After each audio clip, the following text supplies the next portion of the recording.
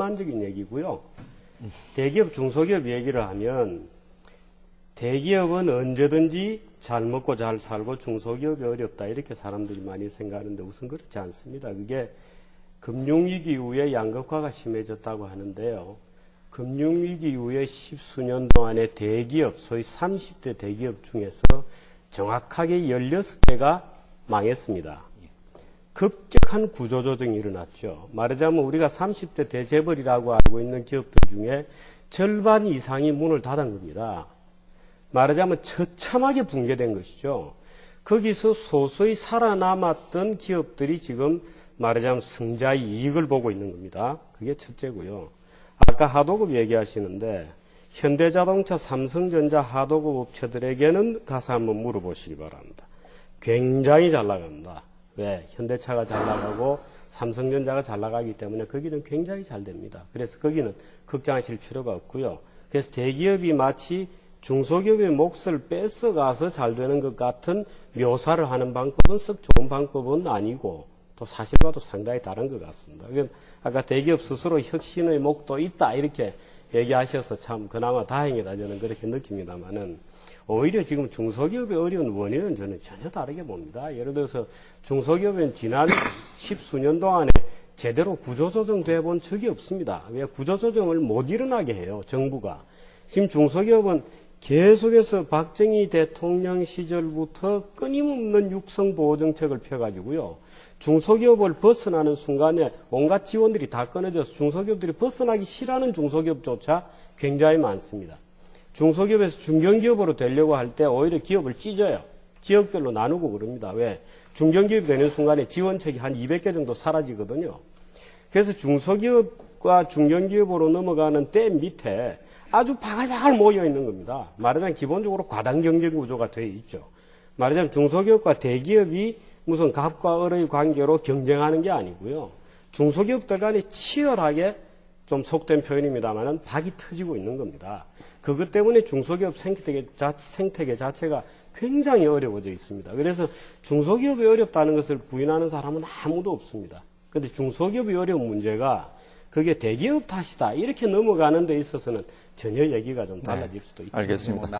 미래 투자를 하거나 신규 설비 투자를 하기보다는 내부 유보금을 안고 있거나 심지어 설비 투자한다 하더라도 해외에다 가기 때문에 아까 말씀하신 대로 중소기업이 아까 박이 터진다는 표현을 쓰셨는데 기본적으로 물이 새로 공급이 되지 않으니까 그 안에 있는 미꾸라지들은 결국 죽어갈 수밖에 없는 그런 구조가 일어나 있고 그렇게 죽어가는 미꾸라지를 살리기 위해서 어쩔 수 없이 이제 사료를 밖에서 공급하는 것을 두고 중소기업이 이제 많이 지원을 받고 있는데 이건 중소기업의 구조조정의 문제다. 이 상황에서 미꾸라지를 줄이는 게 맞느냐 아니면 물을 공급하는 게 맞느냐 네. 이 노력을 보면 합당한 나름대로 이제 이 설비 투자가 충분히 국내에서 이루어져야 되는데 이 부분을 더 많은 이익을 내기 위한 기업 자체가 원래 이익을 위한 탐욕을 내는 곳이니까 통제되지 않은 탐욕으로 이제 해외 설비 투자가 일어나고 국내에서 투자가 없다 보니까 기회가 아마 줄어드는 것이 아닌가 생각됩니다. 해드리겠습니다. 중소기업들이 어렵다는 현실 자체를 아무도 부정하지 않습니다. 예를 들어서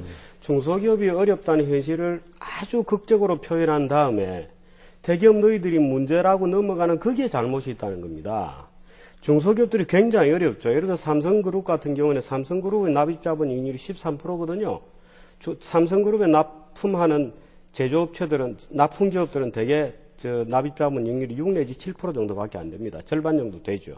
물론 그것도 다른 중소기업에 비해서는 굉장히 좋은 겁니다.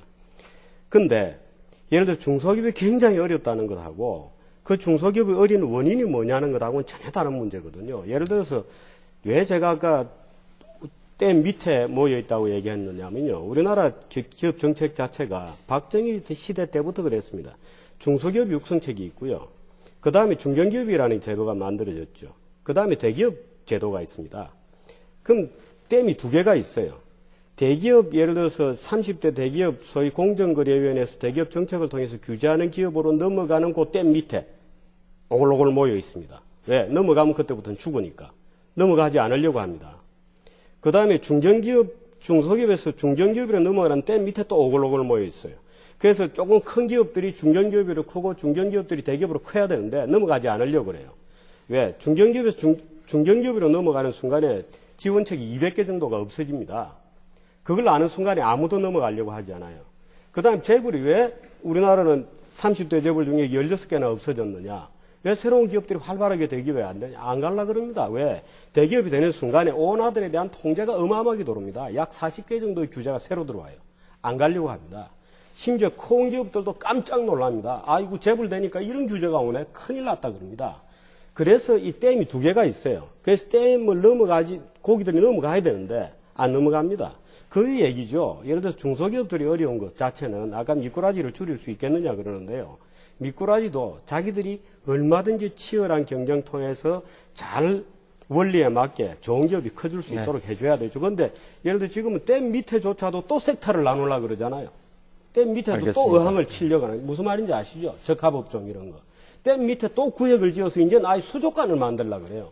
바다를 만들어도 유분수인데 아예 이제는 수족관을 만들려고 그럽니다. 그래서 박정철 씨 말 맞다나 수족관 만들어서 거기에 물 부어주려고 하고 있는 거죠. 이게 경제정책이고 기업정책입니까? 이래가지고는 문제가 해결이 안 되는 거죠. 지금 예를 들어서 동반성장이라는 깃발을 내걸고 예를 들어서 각종 하도급에 관련된 정책에 정부가 개입하거나 그것이 들여다볼수록 안 되게 돼 있으니까 초과이익 공유제를 꺼냈다가 그것도 안 되니까 국민연금 의결권까지 꺼내는 이거야말로 박경철 씨께서 얘기한 대로 순진하거나 어리석거나 무지한 행동이죠.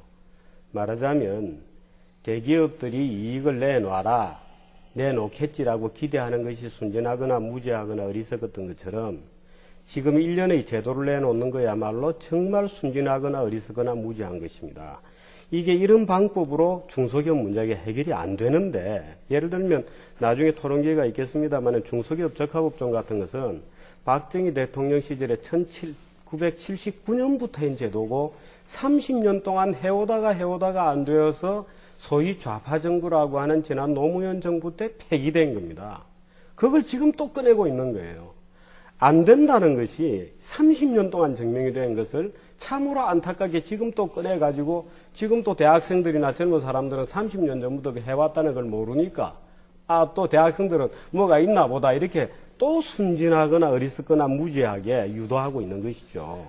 그래서 저는 딱 한 것이고 그래서 딱 한 겁니다. 정부가 이런 정말 왜 어리석거나 순진하거나 무지한 짓을 계속 내놓는 건지. 저는 이제 초반에 생각을 어리석거나 순진하거나 무지하다고 생각하셨고 말씀드렸고 그러니까 정 의원님은 하반기 대책이 이제 그렇다라고 생각하시는데 그러니까 순진하거나 어리석거나 무지한 게 지금도 계속되고 있다는 거예요. 예, 저는 투자와 예를 좀 더 통계자료는 제가 보시면 제일 잘 알고 있습니다. 아니 그러니까 그 통계가 틀렸다는 것이 아니고 연결고리가 아마 상관계수는 낮아졌을지 모르지만 예를 들어 삼성전자가 애플이 스마트폰을 내놓았을 때 충격을 받고 그것을 급하게 따라가기 위해서 소싱을 하다 보면 국내 중소업체들이 미처 부품 공급이 안 돼 있을 수도 있겠죠.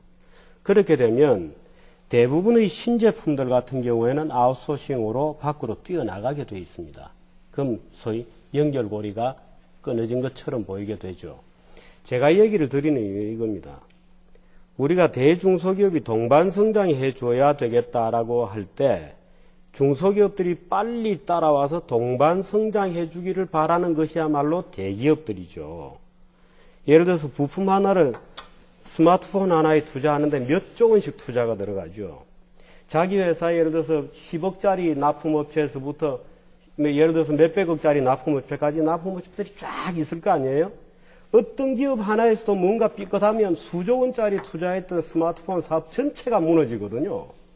그 중소기업 납품업체들이 정말 잘해주기를 바라는 것은 대기업 자기 자신이죠. 네, 그래서 우리가 그 마무리를 문제를 네. 무슨 대기업들은 무슨 착취해 먹고 무슨 뺏어가고 이런 식으로 접근하면 이건 해법이 안 나옵니다. 그래서 동반성장이라고 얘기될 때 어떻게 하면 이 관계를 잘 성립시키느냐는 것이지 무슨 이익을 내놔라 대기업의 착취가 네. 있다 뭐 손목 비틀기다 이래가지고서는 알겠습니다. 얘기가 안 되죠. 예.